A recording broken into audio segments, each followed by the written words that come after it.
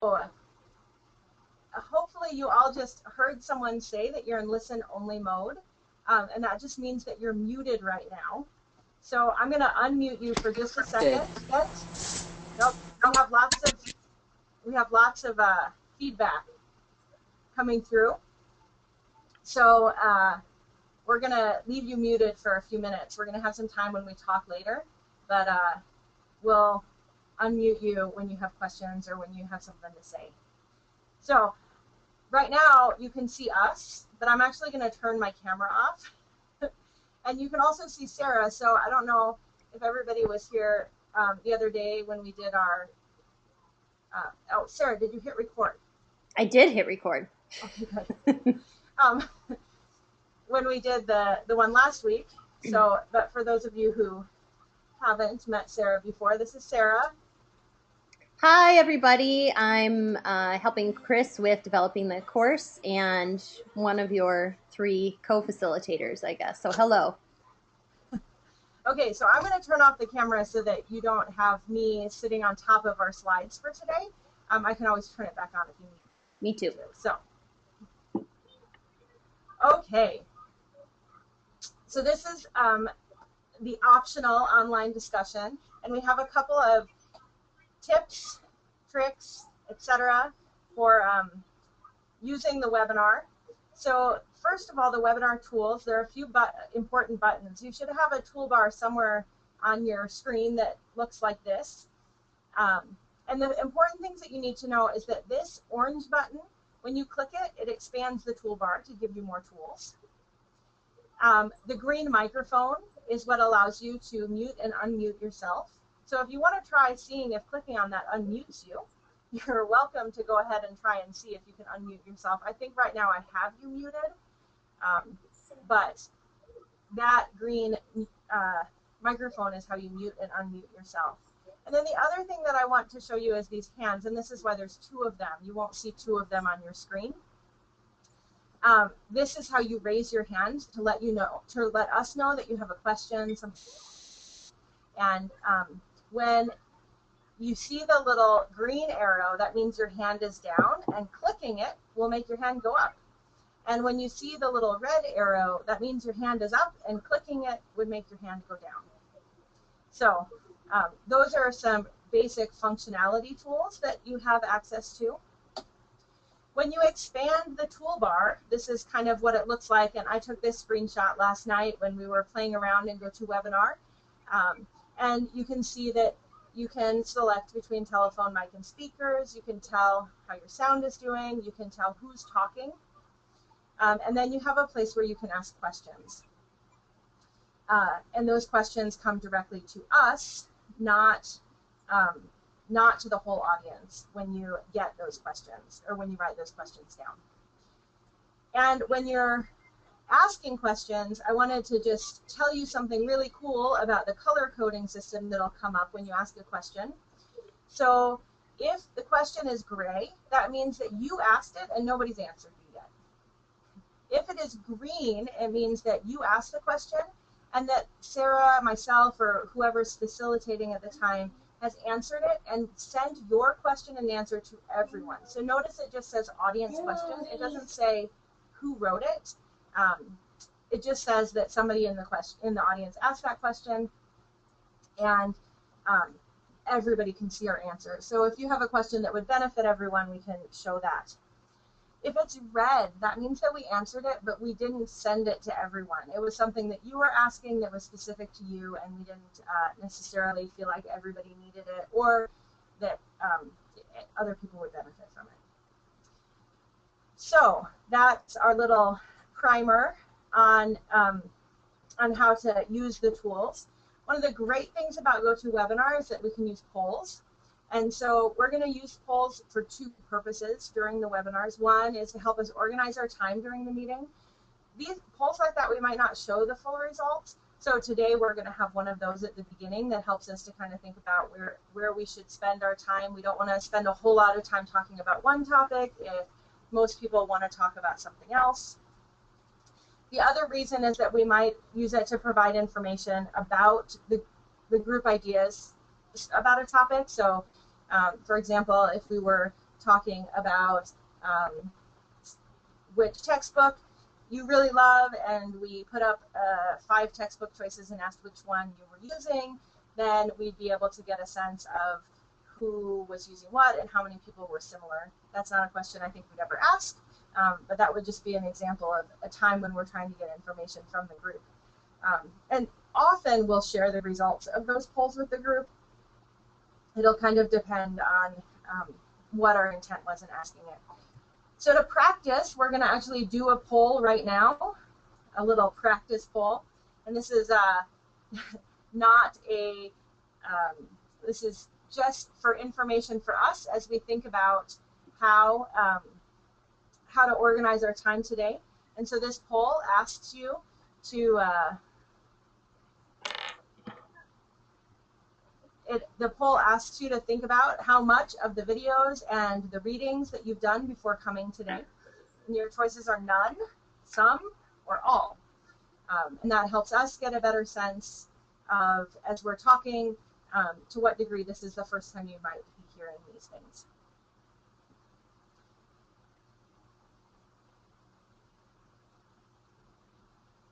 And it looks like we have one person who hasn't voted yet. There we go. Everybody has voted. So, and in this case, I can show you the poll. I'm going to close it so that nobody can vote anymore, and then I'm going to share the results.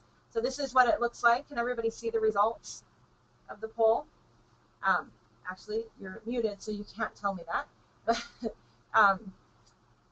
The results of the poll show that of the 4 people who are actually attending live today and not watching a recording, everybody's done something, and 1 person did everything before coming today. So that's how a poll works.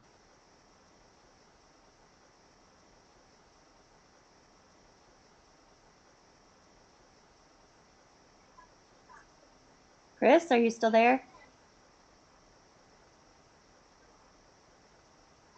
Okay, well, this is Sarah.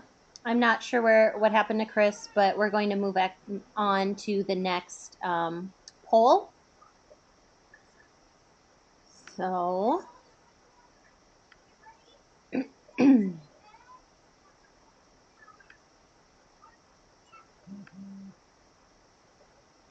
the next poll is which of this week's reflection questions are you most interested in spending time on during this meeting?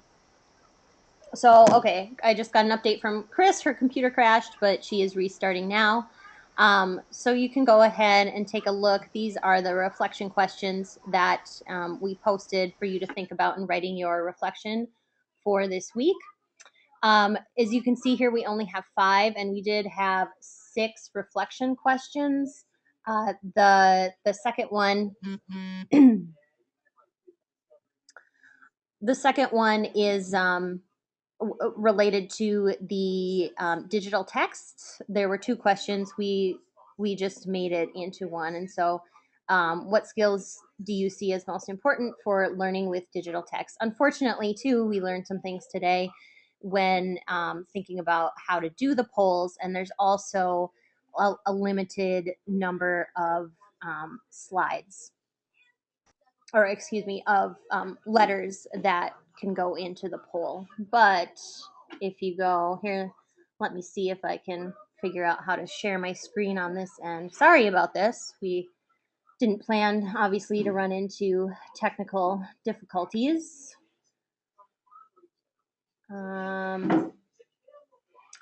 So what is the purpose of reading in science? Or using the text of science? What is the purpose of writing in science or generating text?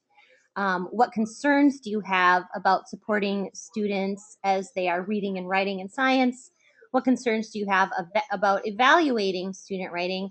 Or what skills do you see as most important for learning with digital text, and how do you go about supporting your students in doing this? So it looks like about half of you have voted. Now we're at 75%. If the last person wants to go ahead and vote, there we go. So I'm going to close the poll. And if I share these results, okay, this is really interesting because we can see that kind of all of you related to different questions, which is great because that's why we wanted to provide a variety of questions for people to reflect on. So what the next part of the webinar is going to be, and as Chris said, that's when we'll open it up for some discussion, is, excuse me, taking a look individually at these reflection questions and just bringing up any thoughts that you had, any ideas, issues or additional questions that come up. So before we do that, maybe we got a little excited because we figured out we could use this polling option, which we thought was really cool, but also we thought we could use it to facilitate, obviously, a more productive discussion for us today. So we just have 3 final questions. They're shorter, simple yes or no questions. As Chris said, not, by any means to judge what you're doing, just more so to get an idea of where you're at with your discussion of texts and literacy in your science class and how we can be most helpful for you. So this first poll, or this first question is, do you discuss reading and science with your students, especially those things specific to successfully reading scientific texts? So yes or no, of whether or not you specifically or explicitly do that. Oh, and Chris is telling me she's working on getting back in. So she's saying, let's just do question 1 right now. So, all right. It looks like all of you have voted. And yes, all of you do discuss reading in science with your students, which is wonderful, obviously. Hang on, let me see if I can communicate with Chris in terms of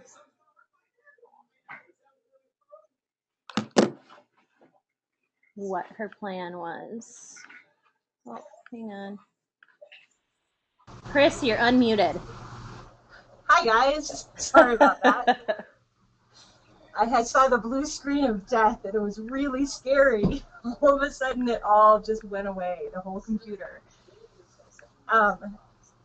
So I can't see. Okay, I've just made you an organizer again.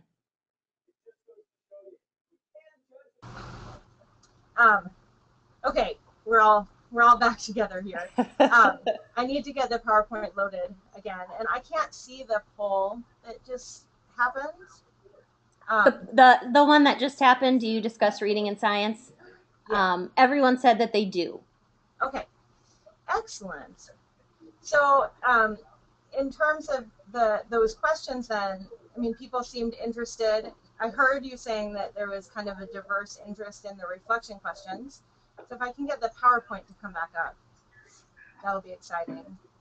Can you guys all see my very messy desktop there?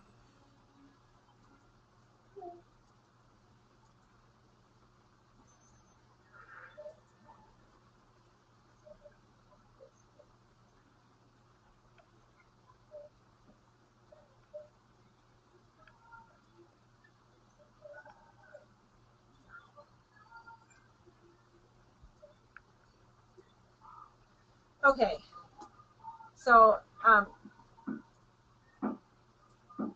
this is the first of the discussion questions that kind of ties into that question of talking with our students about reading in science and why we read in science, why we use the text of others. And like I said, I can't, oh, there we go, I can see. So this was one of the questions that only about 25% of you wanted to talk about.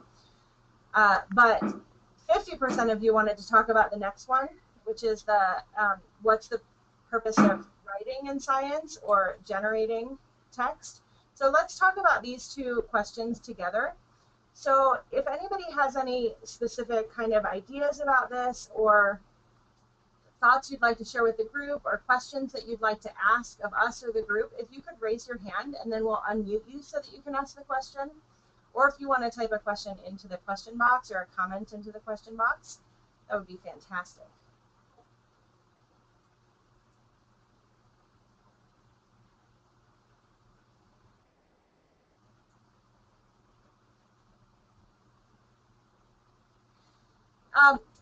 So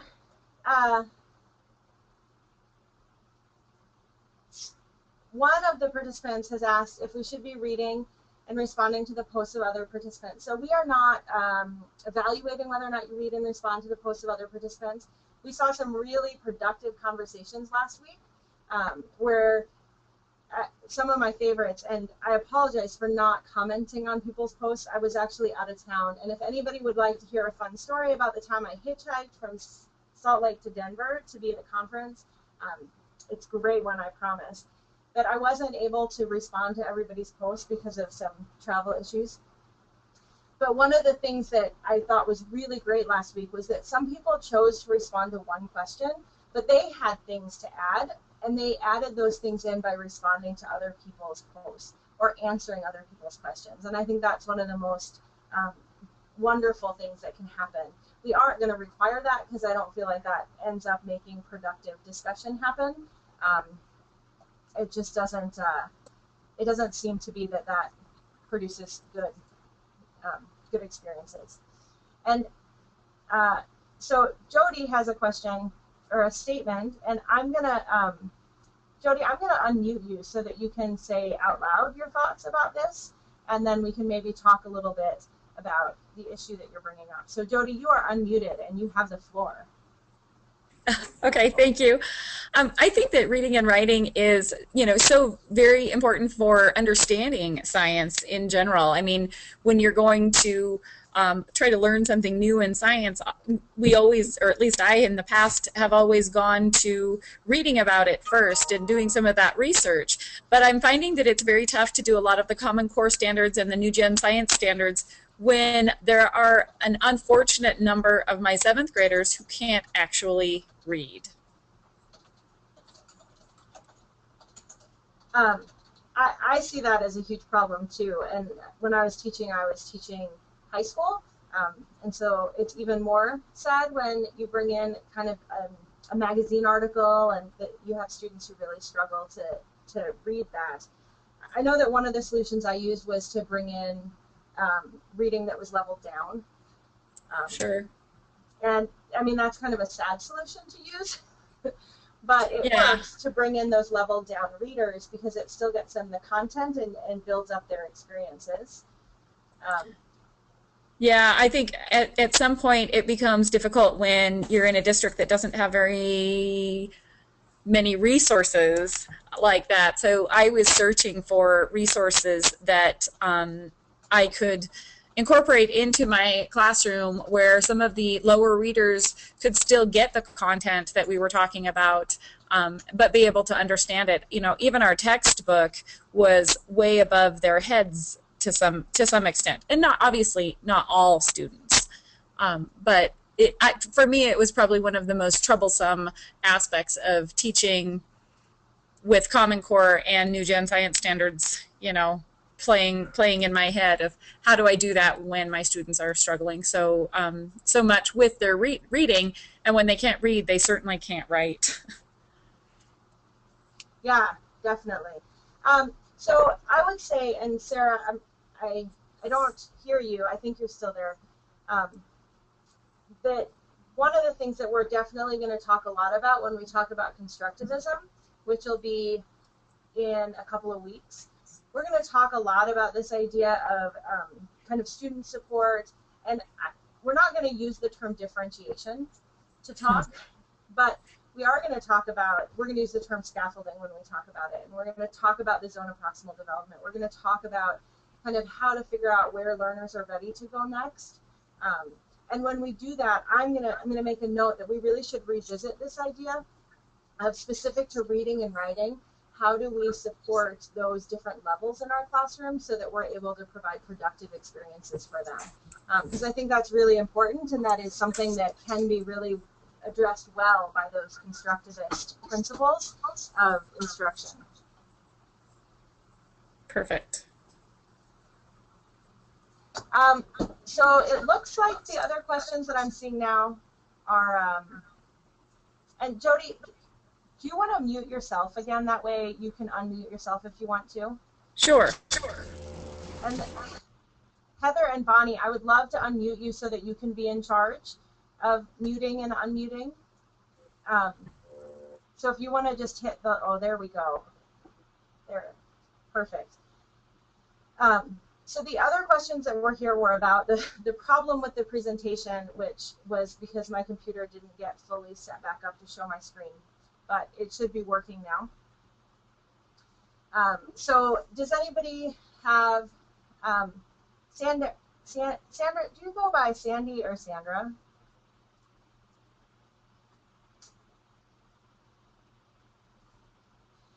Okay, well, I go by Sandy. I thought so. I thought that when I met you. Unless I'm in trouble. Okay.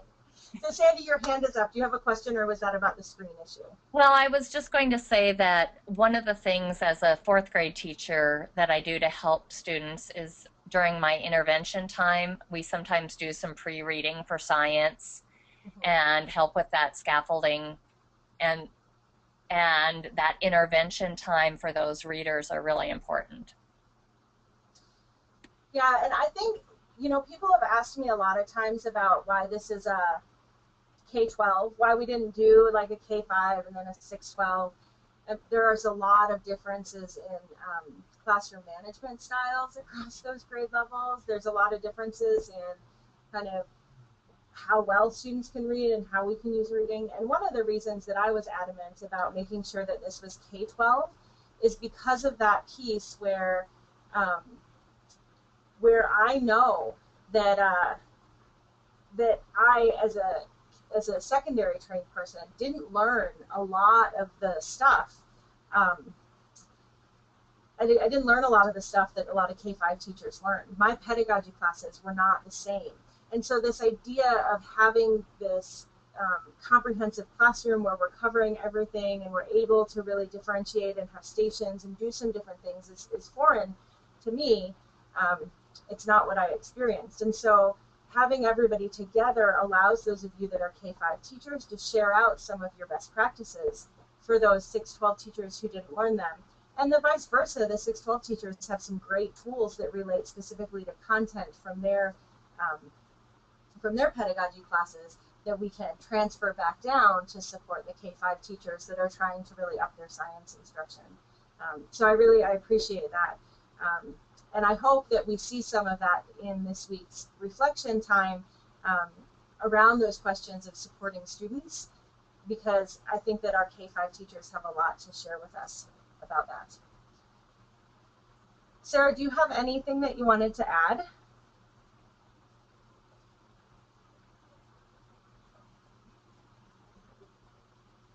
There we go. Sorry, I had to unmute myself. No, I'm just, I was just trying to think of, I think you captured a lot of the big ideas here and, the reason that we're doing the course the way that we're doing it. And like you said, are wanting to get a K through 12 audience. And when we talk about, I think the resource sharing component, which we'll discuss more next week, again, that could be a really good place for you all to address some of the questions that are coming up now too, in terms of, well, here's what I want to do. I even noticed some of that in the reflections, but I'm having trouble finding a resource. So I think that'll be great. Okay, so let's move on to the next section of the reflection questions this week. And this was, again, about 25% of you said that these were interesting to you, and they go together. So the one is the concerns you have about supporting students as they write, and then the other is the concerns you have about evaluating student writing. And so this ties really directly, it kind of moves away from that question of what we're bringing in from the outside and really looks at that hands-on support. And I do want to say that kind of the issues that come up during this week. And one reason this week is at the beginning is that it helps us to frame some of the resources that we focus on providing during those theory weeks in terms of both supporting and evaluating student writing. So what does anybody have something that they want to say or share about kind of evaluating student writing or supporting students as they write?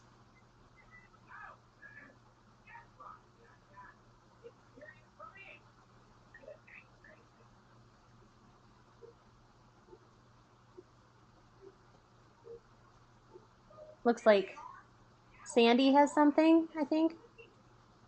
Yes. Sure, I'll just, I wasn't sure if I needed to raise my hand or just start talking. So Either one is fine. Okay, one of the things that we've used in just this past year is a program called Step Up to Writing. And it has helped so much with our students, even reading, writing. It gave them like a list of just a list of how to do things. And writing can be so difficult, but this was just a step-by-step method, and it has just been an incredible program for us, and I'd really recommend people taking a look at it. Excellent. Well, Sandy, next week when we talk more about the resource sharing, that might be one of the resources that you consider sharing for your assignment later in the semester is the Step Up to Writing resource, so that you can really help people to see how it supports these things. That would be great. I'm going to look it up. It's not one I'm familiar with. I want to just say, actually, as I think about this question about supporting students as they write, for those of you who don't know, I've taught high school. I've taught a lot of different subjects, and I've taught in a lot of different environments. I taught in the inner city of Hartford, where it was rough. And I've taught in like a blue ribbon school in the suburbs of Dallas, Texas, where it was not rough. I've taught in credit recovery programs, which was rough in a whole different way. And then I left and I taught at the university for a while. And I remember how shocked I was when I first started reading the writing of undergrads. And, I wasn't at a community college. I wasn't reading the writing of people who needed to take credit recovery courses in college. I was reading the writing of students who had applied to and gotten into a, reasonably competitive college and program. And it was really difficult to realize how weak their planning skills were. Not necessarily their sentence construction, but their planning skills. And we had to kind of change up how we supported that and institute a drafting process, basically, where we asked students to create an outline of the paper they would write a couple different times during the semester to really help them to understand how you even plan for a paper. And I think that if we need to do that for undergrads, we shouldn't be surprised when we need to do that for younger kids. And I'm hopeful that the more we do that for younger kids, we'll kind of have undergrads that are ready to write. But when we get to the section on information processing and metacognition, we'll talk a lot about kind of planning for these things and being aware of what we know and being aware of how well we can do something, knowing whether that paper that we're writing is even addressing the question being asked, knowing if the evidence matches with a claim. We'll talk a little bit more about that there. And so hopefully we'll come up with some more things like Step Up into Writing that support that process without you having to reinvent the wheel. Mm-hmm. Yeah, and just to add, I don't know if any of you have had a similar experience, but I know at least in the work that I've done with middle school students, we find that one issue they often have, particularly with scientific writing, is understanding how to support what they're saying with evidence, with data, what that really looks like and what that means. And I know that that's a big component of the Common Core as well. And so thinking about what we can do to support that. And I also think I'm getting to the theoretical part, and Chris mentioned this earlier, but this idea of constructivism and scaffolding, which we'll talk about, and I'm sure probably many of you have heard of before, but thinking about how we can scaffold, as a teacher, but also in the instructional materials that we're using. And again, it sounds like a lot of you have some great ideas about that. So Jody has a comment about how the 7th grade English teacher has done that, and I didn't know, Jody, if you have any more information about how the 7th grade English teacher in your school walks students through the process, what she uses to do that. I just know that she has mentioned that you can ask students to do an outline, and they don't know how at that age. There has, at least in our district, and we are recognizing that the writing is abysmal, and that we need to start at a lower place of what is a topic sentence, what are you going to write about, and how does that all tie in? How do you write an outline to support the actual writing process? And that it was something that she was working on. Unfortunately, I think she's done a great job, and she's leaving our district and moving down to Texas.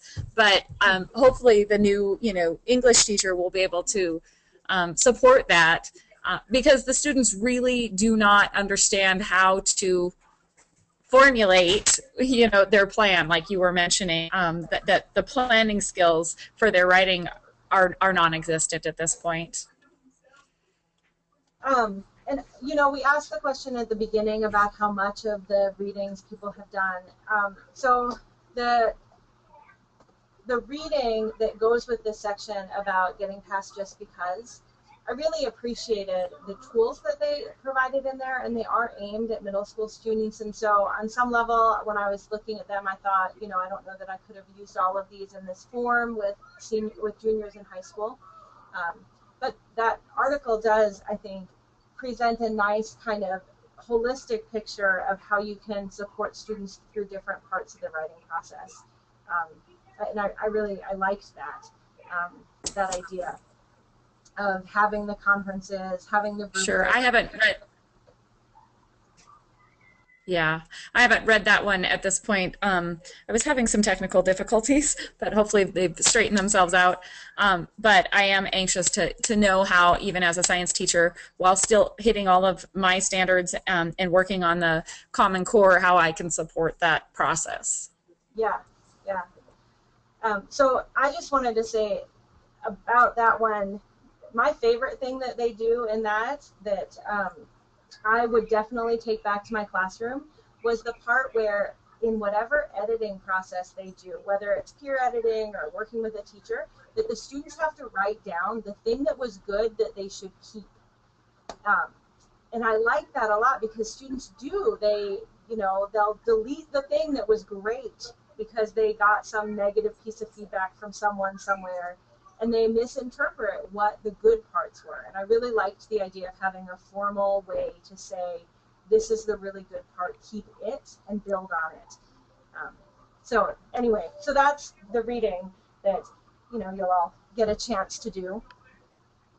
So there's one more poll that kind of goes with this this next question about evaluating student writing, and I want to do this poll because I'm really curious actually about the answer, and I know we have a whole lot of people here today. But I'm going to launch this poll, and it's a question about whether or not the rubric that you use for grading writing includes, it won't show me the whole question on my end, but whether that rubric they use for grading writing includes things beyond just the science. Right, so the form and structure in addition to the content.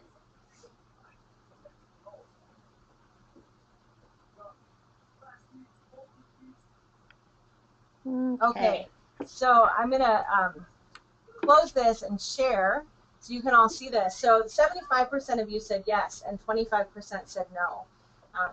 And I think that when I'm looking that we have a strong representation from elementary here today. but you guys are not all elementary. So I'm going to be honest, when I used a rubric when I was teaching, I never included anything beyond the science content, and the writing that I asked my students to do was lab reports. So I didn't say anything about structure other than that you have this format for your lab report. I was really grading their science content.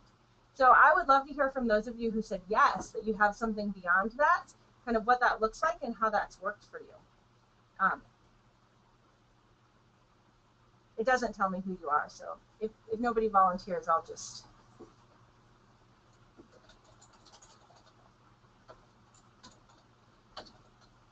Okay. Jody volunteered. Yeah, I know that it continues to need to be tweaked, but I think for my own sanity, reading seventh graders' papers, we started with the very simple, and we did a lot of peer editing. Have somebody read through, and do you have capital letters at the beginning? Do you have punctuation at the end of your sentences? Are they complete sentences? And some of that was even difficult for my seventh graders. When we got to finished with that portion of it, then we would kind of dig into, does it make sense? Have you proofread it? What are the parts that need to be fixed? And then the peer editors would, highlight what they thought needed to be fixed, and then explain why. And there was just kind of a little rubric that they would follow along and check off when they had finished doing that portion of it. Awesome. That sounds like something I could handle. I don't think I would have gone too crazy with that. I always figured I'd go crazy because I have terrible grammar, and if I had to grade that, I'd lose it. Yeah, anybody else have... I tried to keep it... I just tried to keep it simple. Yeah.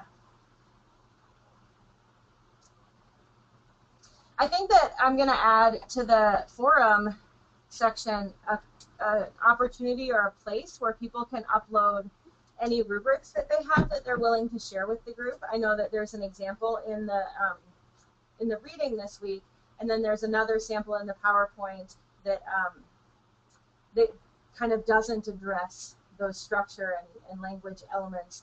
But maybe we can get a little collection of rubrics uploaded that people can look at and use as references if they are looking to update their rubric. Okay, let's move on to the next question about digital text. And this was one that, let's see if I can get the polls to open back up again. So this question about digital text was something that kind of not as many people were interested in, but we'll take a few minutes to talk about it, just to think. I guess my question, and I don't have a poll for this, and I can't actually create a poll. We're trying to take care of getting all of these permission issues fixed so that we can use all these tools more effectively. But how many of you this is something that you have been thinking about in your classroom, this issue of how to, not just bringing technology in, but how to effectively use digital text or digital tools? So if you could raise your hand, if that's something you've been thinking about already in your classroom.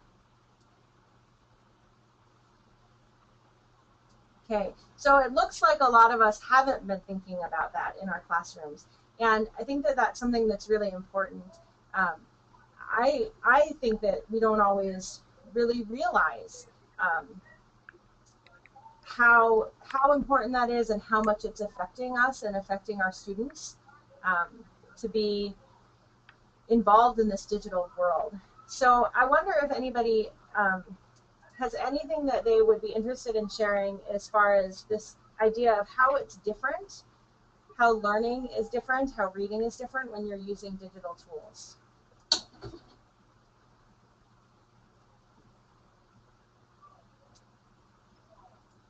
Sarah, do you have anything to say about that? I do, of course. I was just waiting to see if anyone else wanted to say anything first. I think it's different in a few ways, and it it'll talk about it in the lecture that we did for this week, and then also I think the Karchmer, Klein, and Sheena's reading that you do, it does a nice job of thinking about this idea of new digital literacies that that our students need to have. So if we're thinking about reading a printed text versus a digital text, obviously there are many similarities there. Students need to be able to comprehend the text on a page, but we can also think about all of the different opportunities and potential issues that it opens up for them. So, I don't know. Maybe this is for the next poll question that we have, but I don't know how many of you utilize things like simulations, online software that students can use to build things like concept maps, have them making videos or blogs or wikis. But those are all different resources that can be used to communicate a message effectively, but that also bring up issues in terms of, well, do my students know how to use this resource and what the affordances of it are, when a good time to use it might be. And so I think that, even if we think about, well, how do we navigate a digital text or digital resources using things like hyperlinks in a text or a navigable concept map or an index, they all bring up issues in terms of, these are ways that we can engage with the text that we can't do in printed resources. And so that can be really beneficial for students in terms of, allowing them information access or helping them to think about how resources are related. It can also be overwhelming. They talk about this idea of disorientation or being lost in hyperspace, this idea that you can access so many sources that sometimes students might lose track of where they're at. And so I think these are things we really need to think about when we're utilizing digital tools with our students. How can I support them to think about how these tools are different than reading a textbook or even looking at graphics in a textbook? As I said, yes, there's some overlap, but there's also things that digital tools can do that printed tools cannot. And I feel like, people always talk about like digital natives, which I really don't like that term, because I think it leads us to the impression that because students and our learners have potentially grown up with these resources or use them, at home, that they know how to use them effectively for learning, and that's really not the case. So I feel that it's another place that we need to support them in terms of literacy, because if we look at science and how people conduct scientific research or how they communicate their findings, a lot of it nowadays is done digitally, even publishing, creating simulations, or different interactive ways to present their work. So anyway, I could talk about this for a long time, but I know that this is something that, maybe it doesn't seem like a lot of you have thought a lot about, but that I think is just going to be turning up more and more, and is even touched upon in the Common Core standards, right? So thinking about how to use different sources of digital media. And there's already been calls for more emphasis on this use of digital resources in terms of literacy. So I don't know if anyone has any comments or questions or things that they're concerned about in this realm.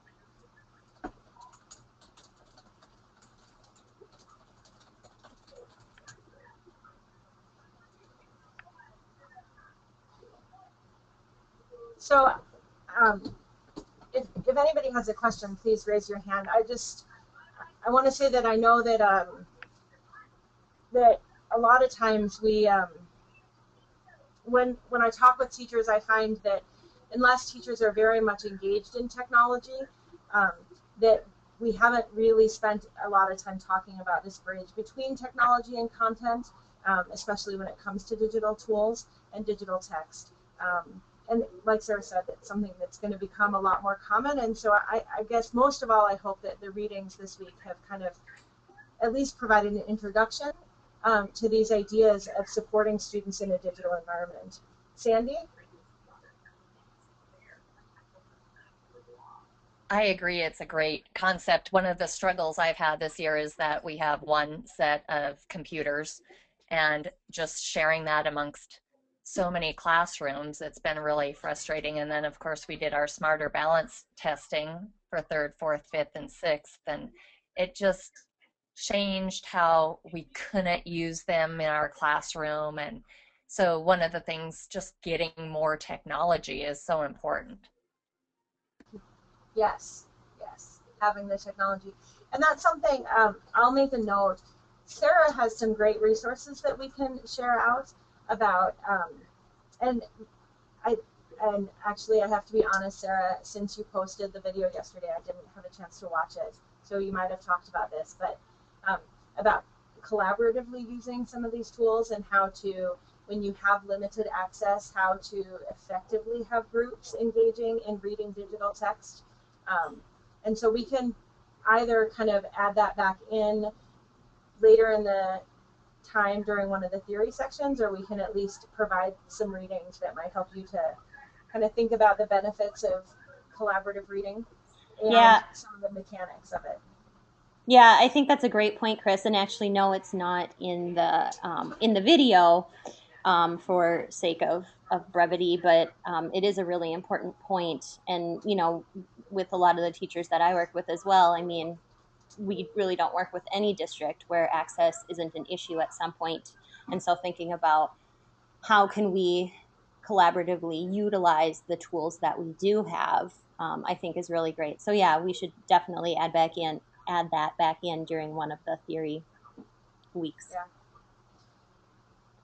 Because I know that, and this is something that kind of comes up in that conversation, is about how ineffective it is most of the time when you have 3 kids around a computer or 4 kids around a computer, and just how badly that goes. And there's a lot of work that's been done about how to do that in a productive way, and so we can definitely add that in. So watch for it; it'll be exciting.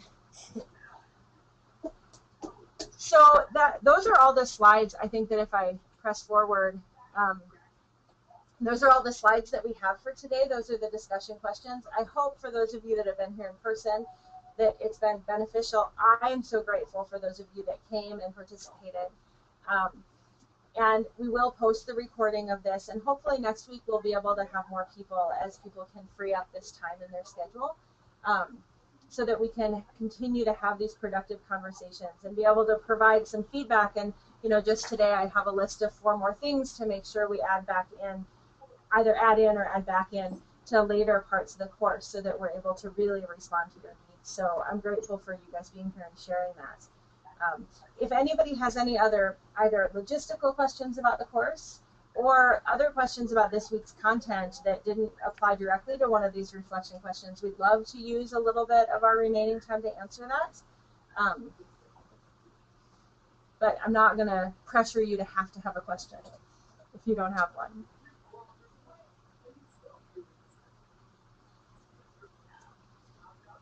Okay, well, there are a few things that have come through an email that those of you that are on here right now, I'm going to tell you, I'm going to send an email about them too. But, and we already talked about one of them, that you don't have to reply to everyone. The other thing that has come through an email is actually about the assignments that we're not releasing the assignment sheet for until next week. And that's really intentional, because we wanted people to be focused on these questions of text and reading, and not be thinking about the assignment until we actually get into the Common Core of the theory. So those will be up next week, and we'll spend some time talking about them. And the last thing is about this meeting being optional. We are very serious when we say that it's optional. We really hope to make it useful and productive, but we recognize that people's schedules are pretty varied, and so we don't want people to feel pressured to have to be here if that's not going to work. And that's why we're doing the recording. So, Excellent. Well, I appreciate everybody being here today. It was fantastic to have a conversation with you. And I look forward to seeing you guys next week and reading all the reflections. Yes, me too. Thank you very much.